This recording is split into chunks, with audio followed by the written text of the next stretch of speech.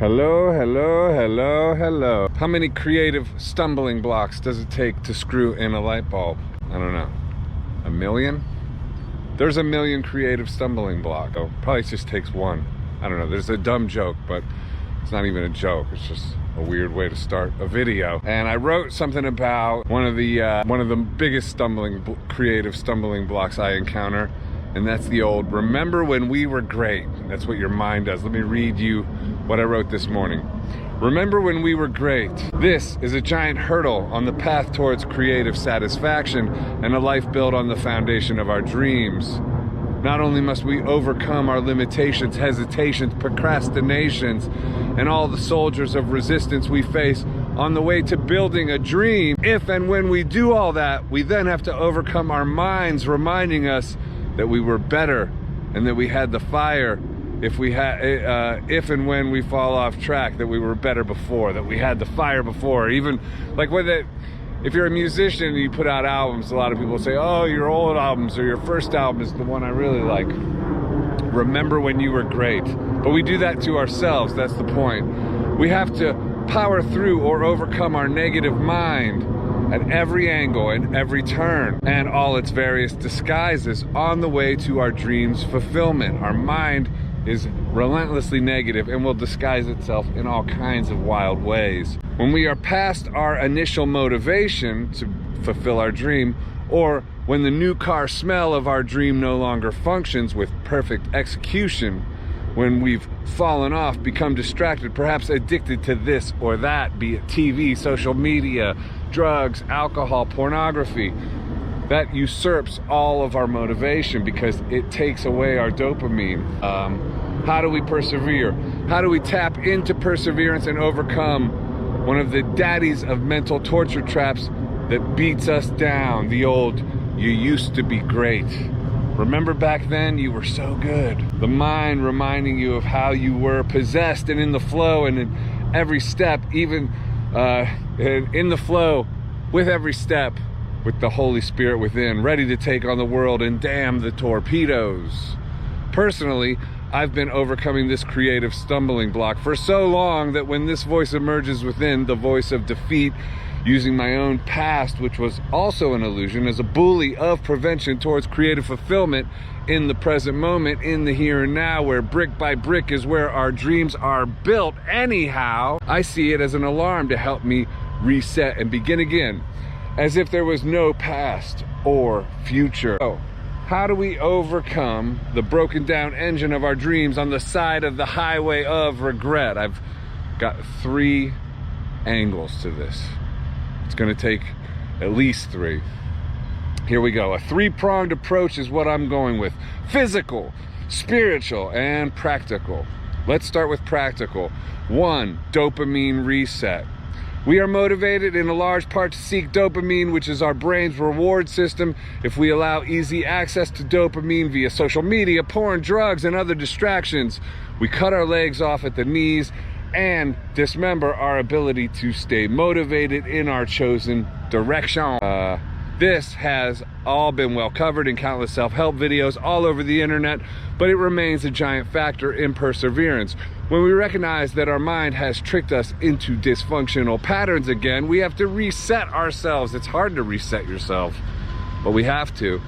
This is obviously easier said than done. We must reapply discipline and coordinate with the physical part of our plan to get back on track.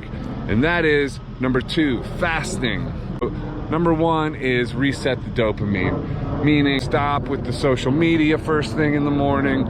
I don't know if you engage in porn and all that, but just stop that right away. If you want to achieve your dreams, you got to let go of the addictions, because the addictions usurp all the motivation. Motivation is driven by the engine of dopamine, so we need dopamine to get us motivated. And if we're just giving it to ourselves willy-nilly, playing with our willy-nilly, that's no bueno. All right, so I lost my place here. Damn, this was going pretty decent until that happened. Number 2 is fasting. Now, this is extreme for some, but I'm talking about if you're down deep, if you can't get motivation, if you can't turn the corner, fasting. When I'm really off track, one of the best life hacks to reset and restart the journey towards our chosen destination is a 3-day water fast. 3 days is enough to unblock certain pathways of spiritual communion and readjust focus in conjunction with desire to reset dopamine levels and the acquisition of motivation. A dream's fulfillment is a war, and our opponents are the principalities within. To win a spiritual war, we must then apply spiritual war tactics, hence fasting. Fasting is like basic training for the army of our spirit, and it leads us to the third aspect of our reset, the spiritual aspect. Number 3, becoming the witness. Now, when you're fasted, when you've reset your dopamine, then becoming the witness, you have more access to becoming the witness, identifying with the witness of life, of your own thoughts. You're witnessing your thoughts, not identifying with your thoughts. Rather than identifying with thoughts themselves, we must seek first the kingdom. And in the morning, realize our morning routine is essential to define the kind of day we are going to have.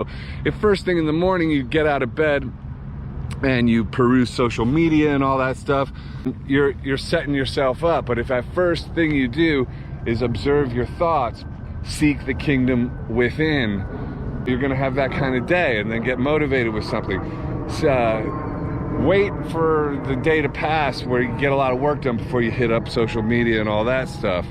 All right, so, holy crap, this keeps losing my place, man. Becoming the witness, we must first seek the kingdom. To become the observer, we zoom out of the rat maze of our lives. And we zoom out of the rat maze of our lives. And we see that we are an illusion living in an illusion. We empower ourselves with wide vision, and we overcome crusty limitations, blooming into expansion and fearlessness. We reset dopamine. We fast our bodies, and we rejuvenate and restore all of our vital energies. And when the thought comes back and says, "You used to be great," throwing an image of a past you that never existed on the movie screen of your mind, you just smile and see how the demons work to rip you down to their level. You observe the whole show, and you know that you are in effect being lied to from within, shining a light on the whole orchestration and empowering your higher self to take control of the wheel once again and keep moving in the direction of your dreams. There you go. It's a 3-pronged approach. Everything's holistic. So in order to reset the dopamine, getting into the physical, all of that stuff, because what is your diet? Then the fasting, and then to get into the fasting, then become the observer, then forgive everybody. You let go of anger, because it all works like a machine. And we know when we're off balance. If any one area goes off balance, the other areas start to follow. But so that's no bueno. But what is good is when you start fixing one area, then you start sort of balancing it out and fixing other areas. Anyway, I hope that was helpful. Thank you for watching. Please like, comment, share, and subscribe. And don't let the mind tell you you used to be great. You're great now. You're great now, kid. Go get it.